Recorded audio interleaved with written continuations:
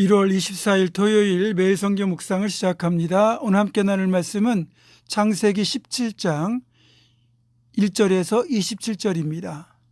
창세기 17장 1절에서 27절 말씀을 제가 봉독합니다. 아브라함이 99세 때에 여호와께서 아브라함에게 나타나서 그에게 이르시되 나는 전능한 하나님이라. 너는 내 앞에서 행하여 완전하라. 내가 내 언약을 나와 너 사이에 두어 너를 크게 번성하게 하리라 하시니 아브라함이 엎드렸더니 하나님이 또 그에게 말씀하여 이르시되 보라 내 언약이 너와 함께 있으니 너는 여러 민족의 아버지가 될지라. 이제후로는 네 이름을 아브라함이라 하지 아니하고 아브라함이라 하리니 이는 내가 너를 여러 민족의 아버지가 되게 함이니라. 내가 너로 심히 번성하게 하리니 내가 네게서 민족들이 나게 하며 왕들이 네게로부터 나오리라.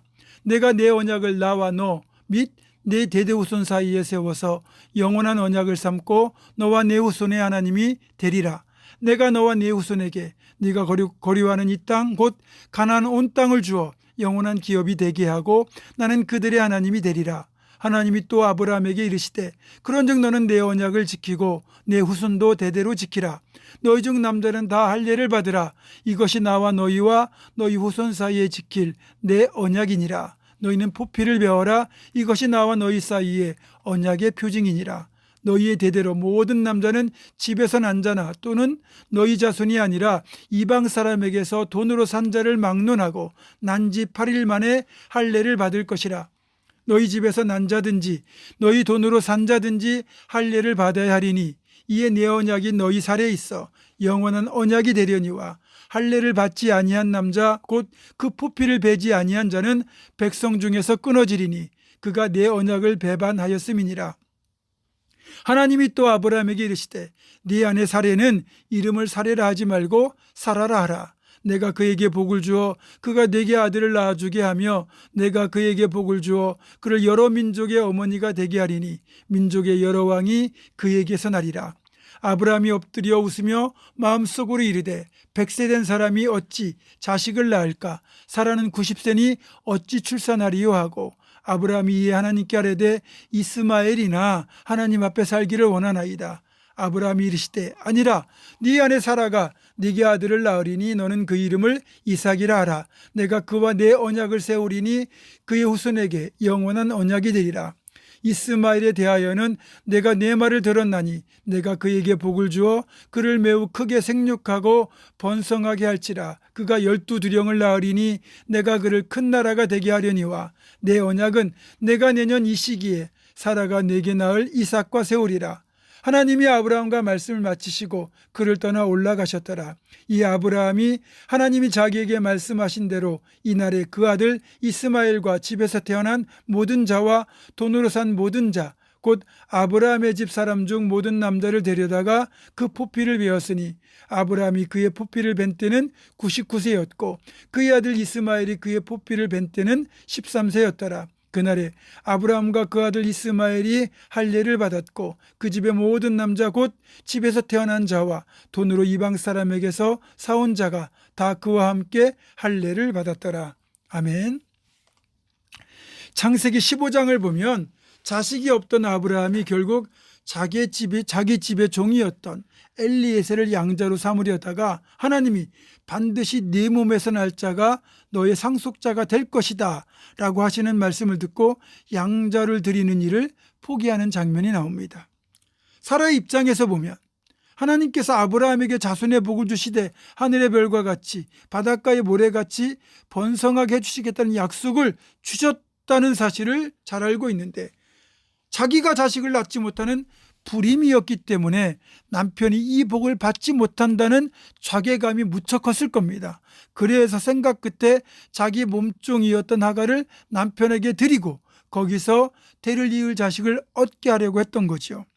어제도 말씀드렸지만 고대 사회에서는 여주인이 몸종을 자기 남편에게 첩으로 주었을 때 둘 사이에서 태어나는 아이는 당연히 여주인의 자식이 되었습니다. 일종의 시바지였던 셈이죠.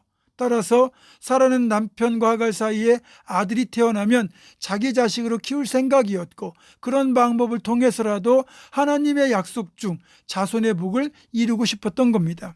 그렇게 해서 사라가 계산한 대로 하갈을 통해 이스마엘이라고 하는 아들이 태어나죠. 그러나 이것은 하나님의 방법이 아닌 철저히 인간적인 방법이었고, 이것이 원인이 되어 가정에 불화가 발생하면 물론 훗날 두고두고 이삭의 후손과 이스마엘의 후손이 갈등을 빚는 층후의 관계를 만들고 말았습니다. 이 모든 일은 어제도 말씀드렸지만 아브라함과 사라가 하나님을 온전히 신뢰하지 못하고 사람의 방법을 취한 데서 시작된 거예요.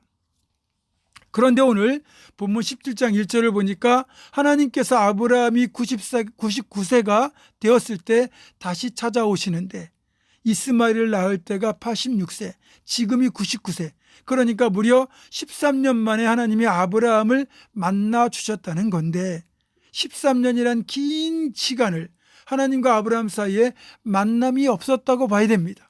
추론해보면 하나님이 그렇게 사랑했고 믿었던 아브라함이 사람의 생각으로 덥석 일을 저질러 놓은 것을 보시고, 그리고 하나님의 약속을 온전히 신뢰하지 못하는 걸 보시고 하나님의 마음이 꽤 서운했던 것으로 보입니다.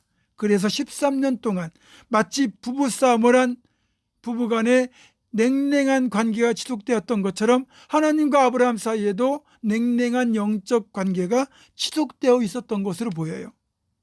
여러분, 이상하게 기도가 막히고 말씀 묵상이 막힐 때, 마음에 평안이 없고 뭔가 쫓기는 것 같을 때, 그러면서도 하나님의 임재가 느껴지지 않고 하나님이 저 멀리 계셔가지고 나와는 상관없는 분처럼 느껴질 때가 있지 않습니까? 그때는 혹시 내가 하나님을 서운하게 만든 것은 없는지 돌아봐야 됩니다. 하나님께 문제가 있는 게 아니라 나에게 문제가 있기 때문인 거거든요. 그럼에도 참 감사한 일은 하나님과 당신의 백성들인 우리 사이에 이런 상황이 되면 결국은 하나님이 져주시고 먼저 말을 걸어오신다는 겁니다. 아브라함에게도 13년이 지나서 하나님이 먼저 말을 걸어오셨어요. 사실 더 많이 사랑하는 사람이 먼저 다가서게 되어 있잖아요. 하나님이 그만큼 아브라함을 더 사랑하셨다는 거예요. 하나님은 13년 만에 찾아온 이 자리에서 아브라함에게 하나님의 서운한 마음, 섭섭한 감정을 그대로 드러내십니다. 그리고 하셨던 말씀이 뭐예요? 너는 내 앞에서 행하여 완전하라. 왜 이 말씀을 하셨겠습니까? 이 말씀은 아브라함의 이전 행위가 완전하지 못했다는 뜻입니다. 아브라함이 하갈을 취한 것이 하나님의 약속을 믿는 행위처럼 보였을지라도 그건 결코 완전한 믿음도 완전한 행위도 아니었다는 뜻인 거죠. 이 모든 것을 종합해서 우리에게 주시는 교훈 역시 말씀 그대로 하나님 앞에서 행하여 완전하라라는 것입니다. 우리가 하나님의 약속을 믿고 하나님을 전적으로 신뢰하고 하나님께 온전히 맡기고 순종해야 되는 겁니다. 그래야 후유증 없이 완벽한 응답이 옵니다. 우리가 하나님을 믿으려면 온전히 믿어야지 어설프게 믿으면 더 낭패를 당할 수도 있습니다. 우리가 주님의 일을 할 때도 사람의 계산이 먼저 앞서면 안 됩니다. 물론 사람의 계산으로 일을 진행하면 하나님 그냥 놔두시거든요. 그러면서 이렇게 말씀하십니다. 그러냐? 그러면 너희들이 알아서 한번 해봐. 나는 가만히 있을 테니까. 여러분, 그럼 어떻게 되겠습니까? 일이 엉망이 되겠죠. 그런 말이 있습니다. 우리가 일하면 하나님은 가만히 계시지만 우리가 기도하면 하나님이 일하신다. 아멘. 그러니까 우리 인생에 대한 주권, 교회 모든 사역에 대한 주권을 하나님께 내어드리고 우리는 하나님께서 그렇게 하나님의 방법으로 이끌어 가시도록 온전히 하나님께 맡기고 순종하는 것, 그게 가장 순조롭고 완벽하게 일을 성취하는 비결임을 잊어서는 안 되는 겁니다. 말씀을 정리합니다. 하나님의 약속을 받고 그 약속을 축복으로 이어가기까지는 긴 인내의 시간과 온전한 믿음이 필요합니다. 그걸 못 견디고 사람의 방법으로 하나님의 일을 이루려고 하시면 안 됩니다. 오히려 일만 망치고 후유증만 남습니다. 하나님을 온전히 신뢰하고 작은 일에도 순종하고 그렇게 충성할 때 하나님을 기쁘시게 할 수 있고 약속을 진정한 축복으로 바꿀 수가 있습니다. 사랑하는 성도 여러분, 여러분의 모든 인생의 여정에서 또 우리 부문중앙교회 공동체 모든 사역에서 사람의 방법을 절대로 쓰지 말고 절대로 하나님 서운하게 하지 말고 하나님께서 이루실 때까지 온전히 하나님을 신뢰하면서 작은 일에도 충성하는 우리가 되기를 주님의 이름으로 축원합니다. 기도하겠습니다. 완전하신 하나님, 하나님 앞에서 행하여 완전한 우리가 되게 하여 주옵소서. 인간적인 방법, 어리석은 방법 쓰지 않게 하시고 모든 일 하나님을 순종하며 하나님 뜻대로 행하여서 하나님께서 이루시는 놀라운 일들을 보는 우리가 될 수 있도록 이끌어 주시옵소서. 예수님의 이름으로 기도하옵고 이제는 우리 주 예수 그리스도의 은혜와 하나님의 사랑과 성령의 교통하심이 하나님을 온전히 신뢰하여 하나님께서 이루실 수 있도록 순종하며 나아가기로 결단하는 사랑하는 모든 성도들, 이들의 삶과 가정과 생업과 앞날과 우리 교회 위에 지금부터 영원토록 함께 하시옵기를 간절히 축원하옵나이다. 아멘.